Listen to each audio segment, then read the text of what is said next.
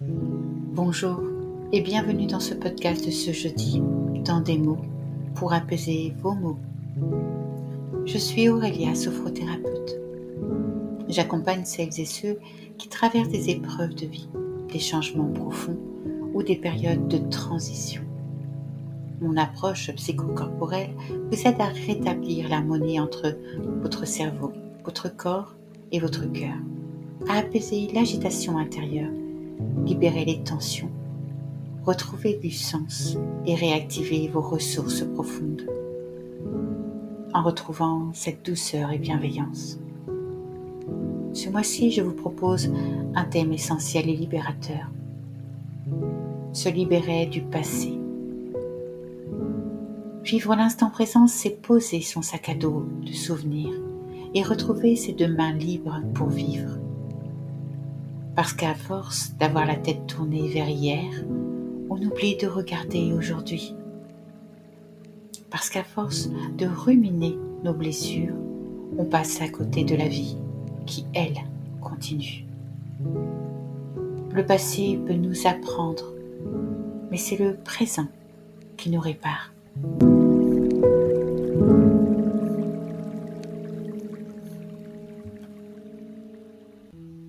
Dans cet épisode 1, j'avais envie de vous parler d'un sujet très personnel, celui de mon propre chemin de reconstruction. Parce que moi aussi, j'ai longtemps porté le poids du passé, jusqu'à comprendre que regarder en arrière, ce n'était pas reculer, à condition de ne pas y rester bloqué. J'ai appris à faire la paix avec certaines blessures, à voir le passé comme un enseignant et non comme une prison. Un changement de regard qui a tout changé.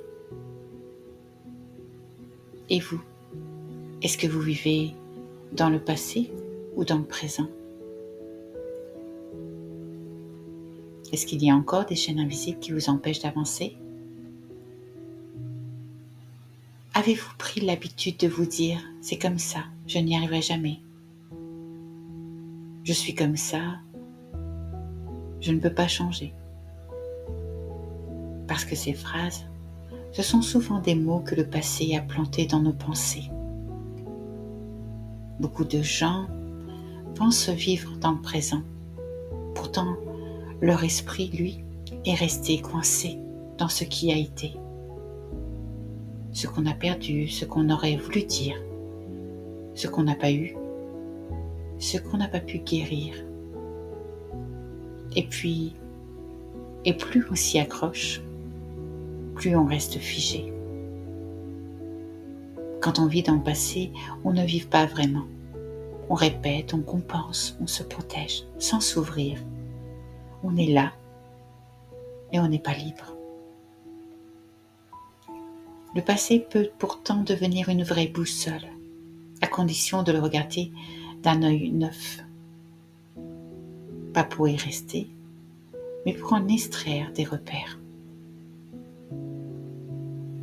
Il nous révèle souvent nos schémas. Il nous montre ce que nous avons vécu à répétition. Relations toxiques, suradaptation, oubli de soi, colère, fuite, peu importe. Ces répétitions ne sont pas des hasards. Ce sont des appels à comprendre et à transformer. Ce passé nous éclaire.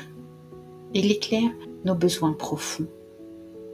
Car derrière chaque blessure, il y a souvent un besoin non reconnu. J'aurais eu besoin d'être écoutée, j'avais besoin de sécurité, j'ai manqué de reconnaissance, d'amour ou de limites. Reconnaître ses besoins, c'est déjà commencer à guérir. Ce passé nous montre notre résilience. Revenir sur celui-ci avec un regard apaisé, c'est se souvenir de tout ce qu'on a traversé et constater qu'on est encore là. Ça nourrit notre confiance. Il nous guide pour mieux choisir le présent. En tirant des leçons du passé, c'est pouvoir se dire « ça, je n'en veux plus. Ça, je veux le cultiver. Le passé devient alors un tremplin, pas un frein. Mais attention, le passé est utile s'il éclaire, pas s'il enchaîne. Ressasser, ruminer, culpabiliser, ce n'est pas apprendre, c'est se figer dans la douleur. Pour que le passé vous aide vraiment, il faut comprendre, ressentir, accueillir pour pouvoir transformer.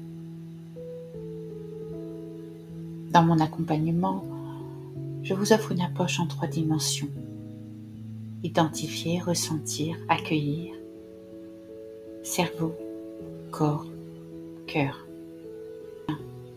C'est ce chemin-là que j'ai emprunté aussi, grâce à l'éducation thérapeutique et la sophrologie.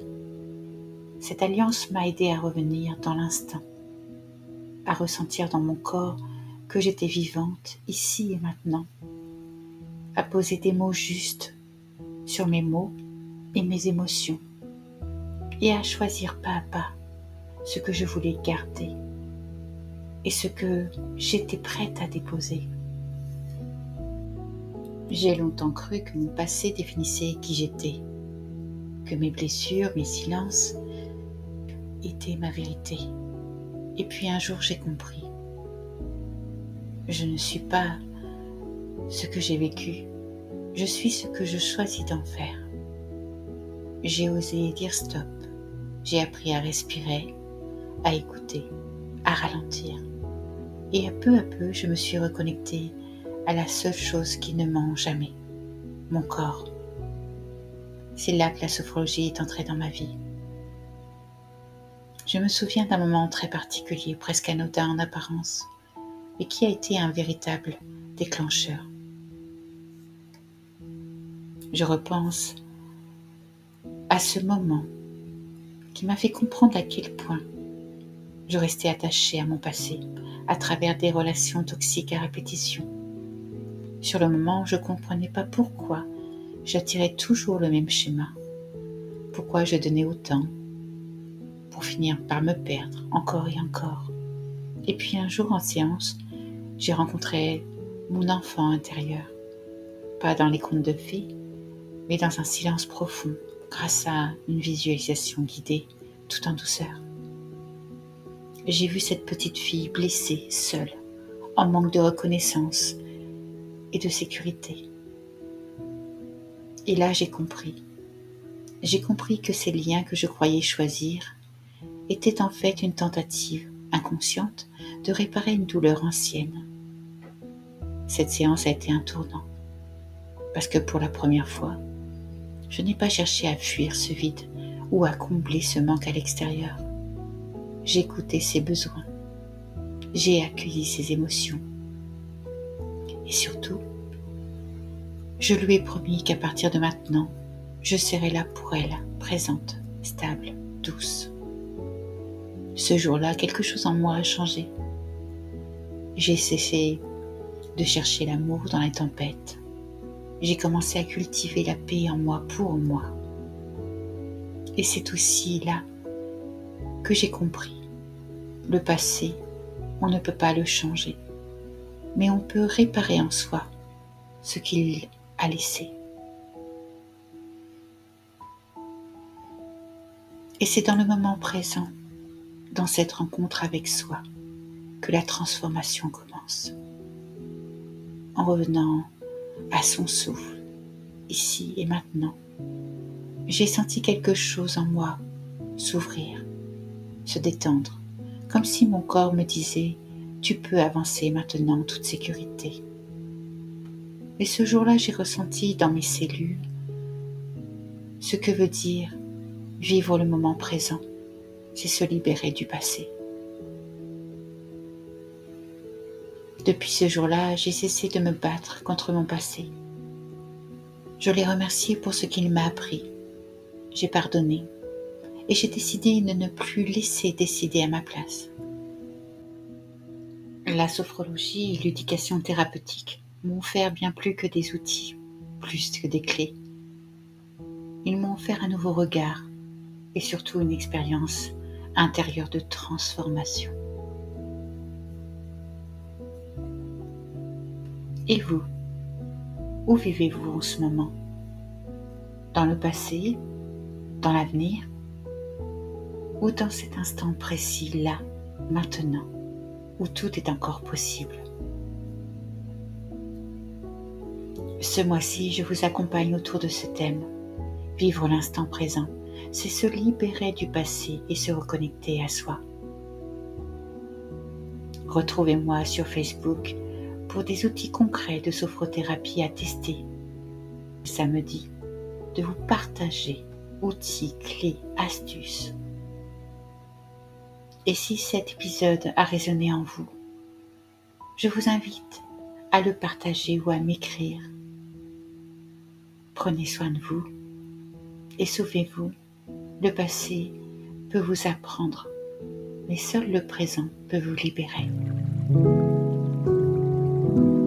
C'était Aurélia, à l'écoute de soi. Merci à vous.